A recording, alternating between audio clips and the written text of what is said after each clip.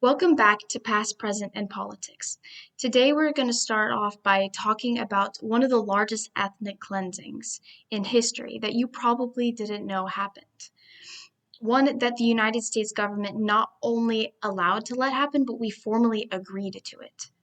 A lot of people know about the events that took place during World War II, like the Holocaust, but a lot of people don't know about the German ethnic cleansing that took place directly after that.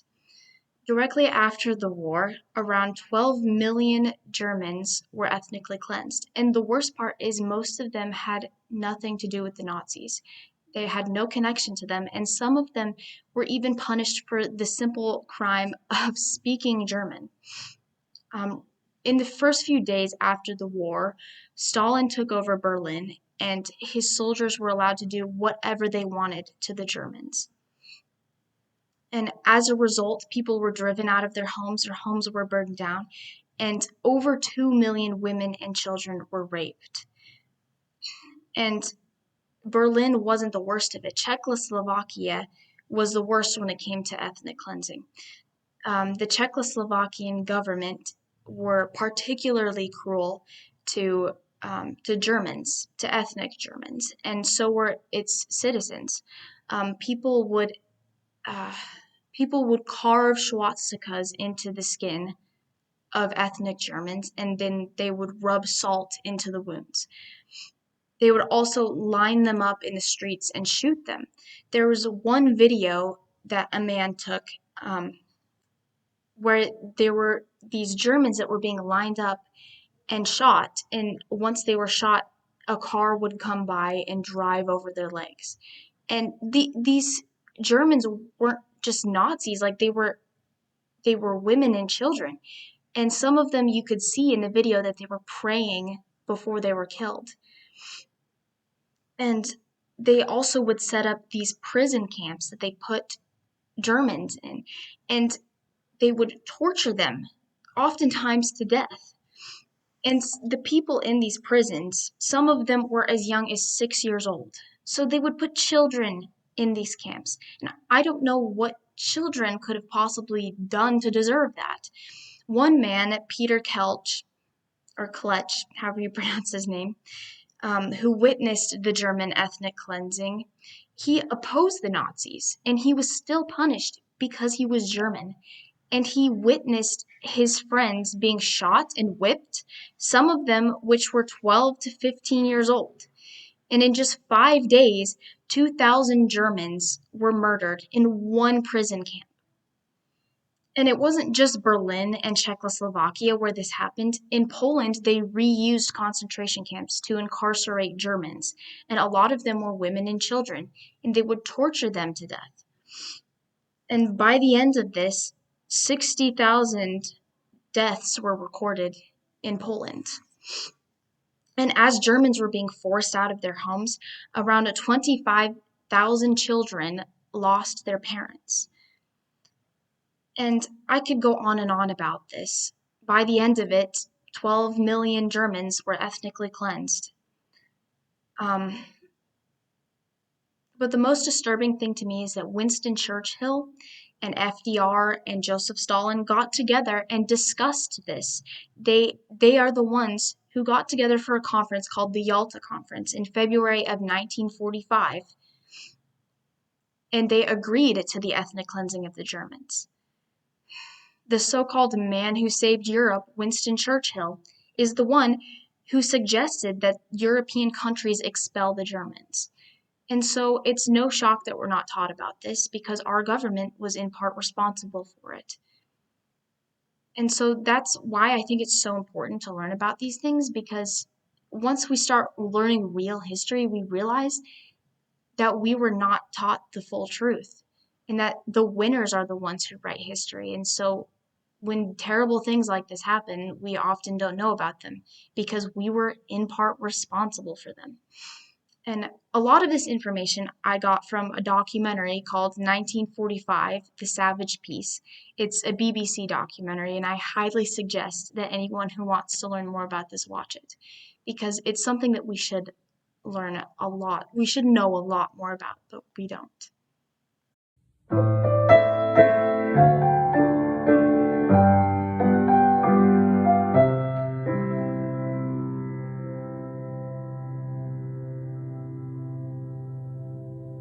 All right, so speaking of Germany, I wanted to talk today a little bit about what's going on in Germany right now because I think that what's going on there can be used as a warning to us Americans about what will happen if we let wokeness destroy our culture. And the reason why I thought of this is because there's a lot of controversy going around about the AFD party. And if you don't know what that is, AFD stands for an alternative for Germany, and it's a political party in Germany that's been deemed as far right. Um, and it's increasing in popularity. That's why it's being talked about so much. But I started to look into this, and as I was looking into it, I realized just how crazy Germany has become.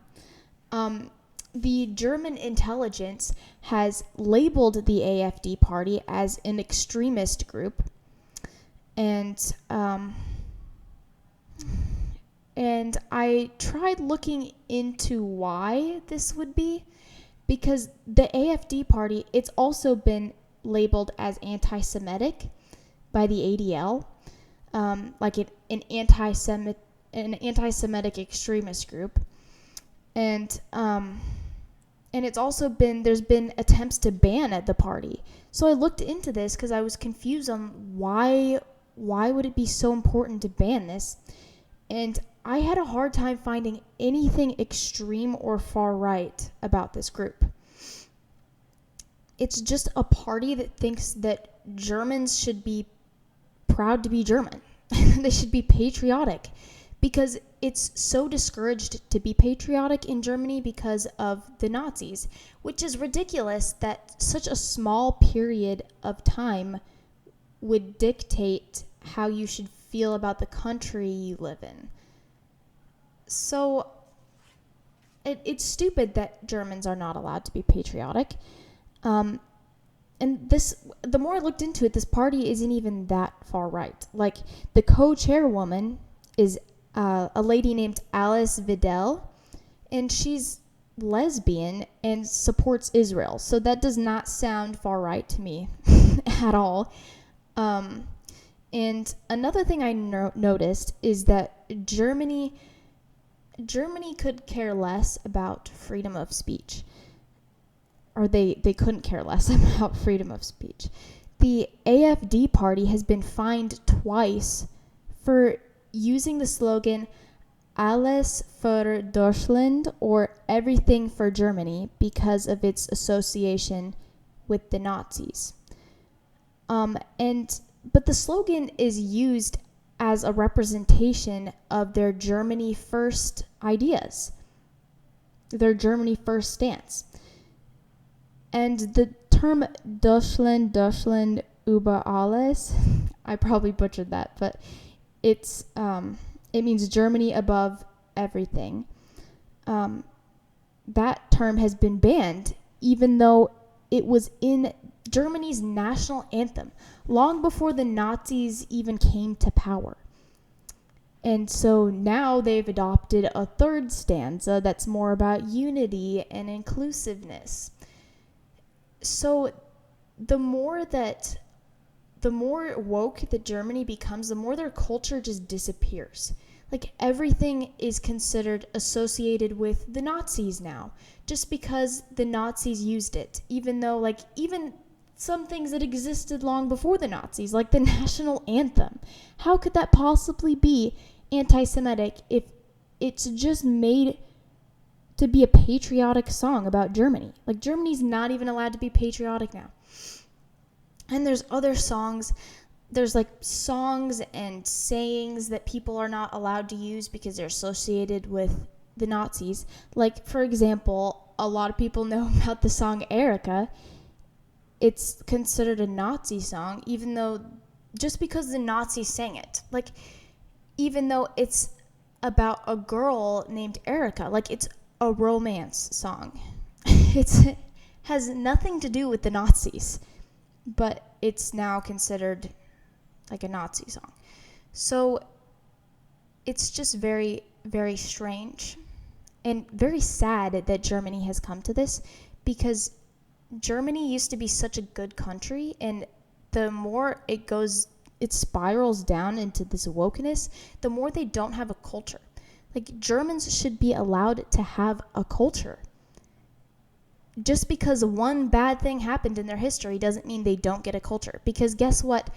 Every country has some sort of piece of history that might not make the country amazing, but it's history. Like, you just have to move on from it and you have to learn from it. Like, you can't just be tied down by it. Like how Americans, we shouldn't be tied down by like slavery, because slavery happened so long ago, and obviously we should like remember it and we should learn about it and we should learn from it. But we should be allowed to be patriotic despite it, because America is more than just our failures. And that's the same with Germany. Germany is more than just its failures. And so I wanted to talk about that because I wanted to use it as an example that we can't let this happen in America, because our culture will be gone. And Americans do have culture, by the way. It drives me crazy when people say that Americans don't have culture, because we do. But we can't let it disappear because it's white supremacist or whatever people will say about certain parts of American culture. Because America is more than just our failures, and same with Germany. And I hope that the AFD hopefully will still continue to become more popular, and eventually Germany can turn things around and they'll be able to be patriotic again and maybe get some of their culture back. Thank you for watching this episode of Past, Present, and Politics.